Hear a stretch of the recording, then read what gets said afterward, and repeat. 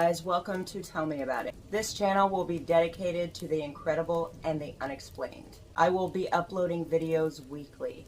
Today's story might just give you goosebumps. If you have any requests, suggestions, or first-hand personal experiences and would like them to be told on this channel and heard by others, then feel free to send me an email at tellmeaboutit.tv@gmail.com.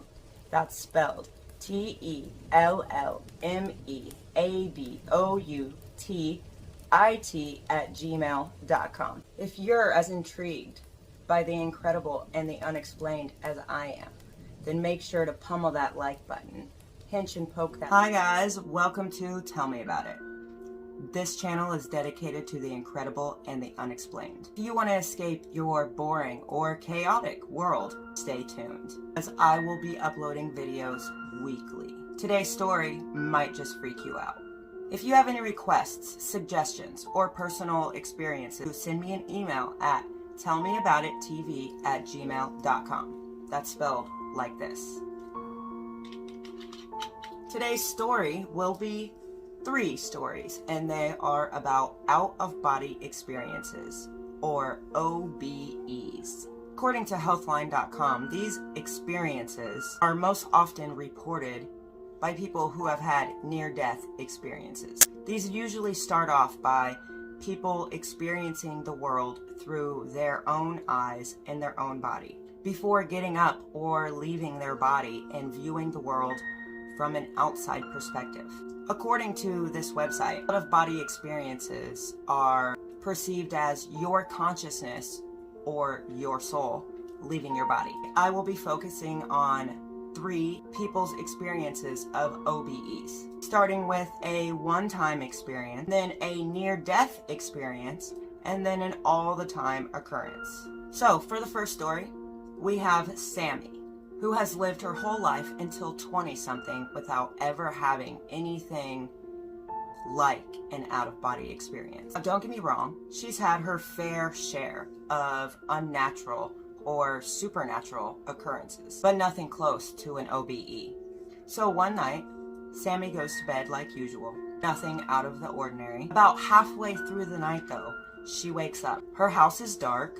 She has this very unsettling feeling, but she has no clue what's causing it or where it's coming from. So she gets up out of bed, walks to her bedroom door, and looks back at her husband, who is sleeping sound, like he's too asleep. Sammy doesn't know why, but she continues to walk through her house, almost as if she's taking a tour, like she's being pulled to the opposite end of her house. She passes the living room, the kitchen.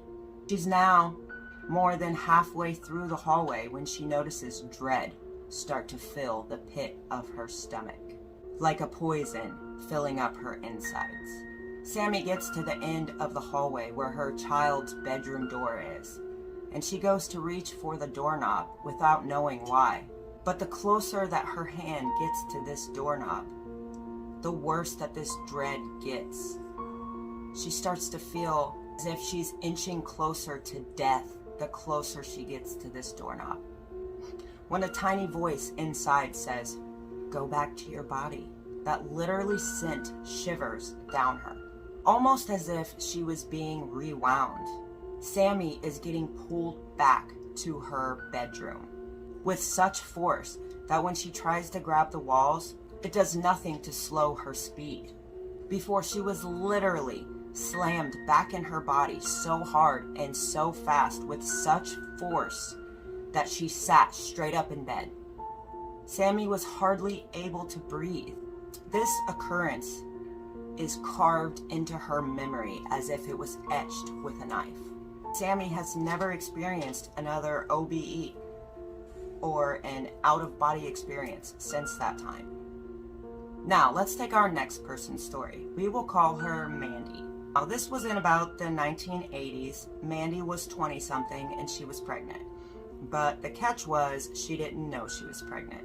So she went on about her day. She was working in a factory when all of a sudden she started having this blinding pain that brought her to her knees. The last thing that she could remember before this moment was that she was feeling a pain like no other, and she was already a mother of 2. She lost consciousness just before her face hit that concrete floor in the factory. Bright fluorescent lights, people's voices murmuring together, blurring into just a buzzing background noise. People standing above her in surgical masks, in hospital scrubs. Mandy was being rushed for emergency surgery because she was having an ectopic pregnancy. Now, for those of you that don't know, an ectopic pregnancy is kind of a malformation of a fertilized egg. So instead of the fertilized egg implanting into the woman's uterus, it will implant into a fallopian tube. Now, unlike a fallopian tube, a uterus is made to grow and stretch with a growing baby. A fallopian tube is not. So the majority of the time, when this happens, when the baby does start growing after week 5 or, sometimes sooner, then it will cause this fallopian tube to rupture, and then you will have massive bleeding and horrendous pain. Now, almost certainly, Mandy passed out due to the searing hot pain that she was feeling due to her fallopian tube rupturing, along with blood leaking into her abdomen. The problem here, though, was that Mandy was losing so much blood so fast that the doctors didn't know what was causing her to flatline. From Mandy's perspective, all she heard was the voices around her fade out into oblivion. After a moment, those same frantic voices started to come back into focus. Only this time she could hear them saying, "She's coding! Hurry, get the paddles! Hurry, she's flatlining, get the paddles!" Mandy noticed a strangeness to their voices, though. It was like she wasn't hearing them with her ears, but she was hearing them with her mind. Suddenly, she could see her body lying on a gurney, lifeless. Her arm was hanging off the bed, pointed towards the floor. Soon, she could tell she was looking at her own dead body. She could see one nurse doing compressions, while another nurse held paddles in her hand. The only feeling that Mandy remembers in that exact moment was that she wasn't hurting anymore. She felt nothing. She had no worries. She somehow knew that everything was going to be okay. From the ceiling, she could see how hard these doctors and nurses were working on her lifeless body.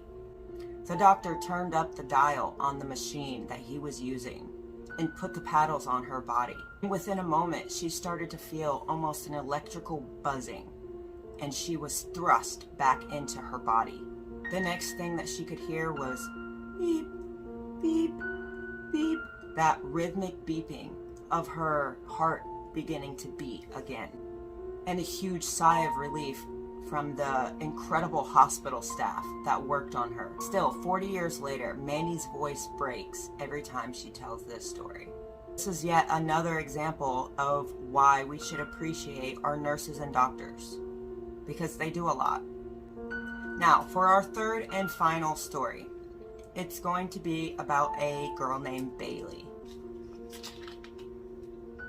This story will start off in the early 2000s when Bailey was about 10. She was getting ready for bed, and she laid down and she got all comfy and covered up with her pink blanket and her stuffy, and finally fell asleep. No sooner than she closed her eyes, she was awake again, staring at her dark room. Even though it was dark, she knew her home so well that her mind filled in the blanks that the darkness covered. As Bailey got up out of her bed, she looked back and noticed she was somehow still laying in her bed. She noticed that she was still laying in her bed, but now she was staring at herself. Without an ounce of worry, Bailey started venturing off around her house. She passed her bathroom, past her parents' room without a care in the world. However, when she started getting closer to the living room, which was the furthest room of the house, fear started to fill her belly.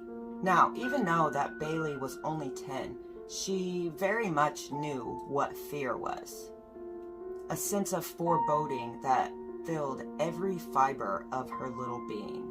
Before she took another step, though, she could feel herself being pulled back, almost like a vacuum sucking her back to her body.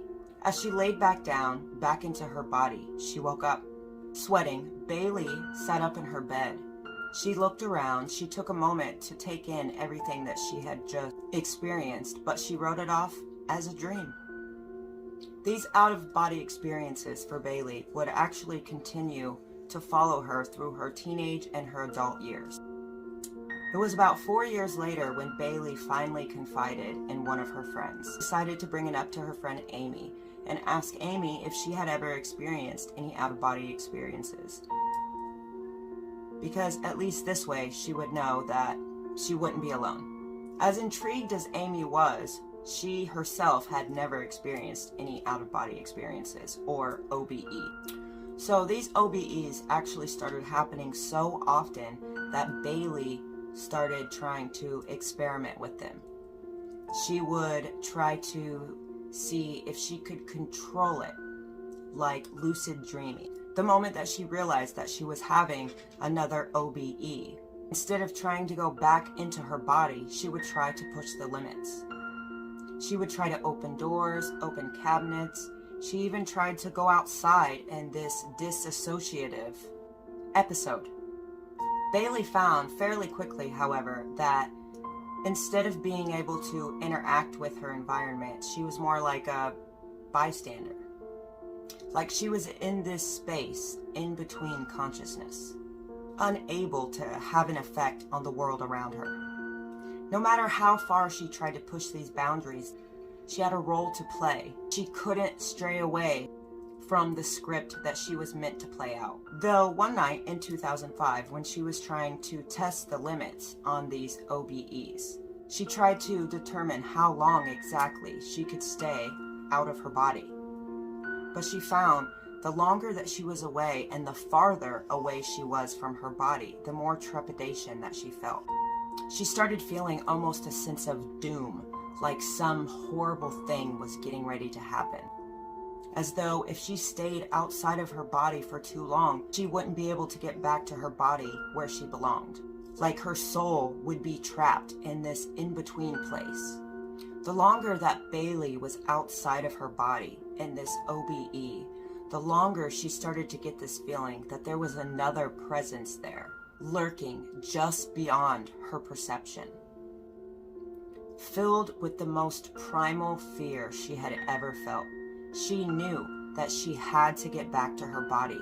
She somehow knew that time was running out, and if she did not get back to her body, to her bed, to her room, to her rightful place, then she may never get back.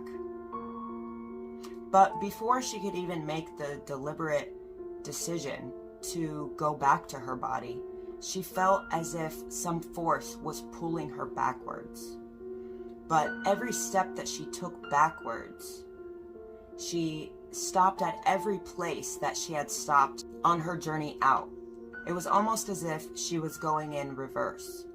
As soon as she got back to her room and her presence lined up with her body, arm for arm, leg for leg, and finally face for face, she shot up in bed. But this time, she could hear the traffic sounds. She could hear the sounds of the furnace in the background. She could hear all the normal, minute sounds of the world around her. But the one thing that stood out to her in this moment, her room was so cold, but there was like a thickness about it that she couldn't describe. Shaken up and completely confused and just scared, the only thing she could do to get back to sleep was to turn the TV on until she was comfortable enough to fall asleep. After this terrifying moment, though, she decided no matter how many other OBEs that she had, she would never try to push the limits again. Still, every time that she brings up out-of-body experiences, her tone changes. You can tell that it's not really a comfortable subject for her, and it just isn't something that gets brought up regularly.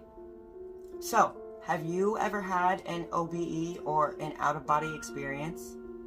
They are actually quite common. And if you did, how far did you go?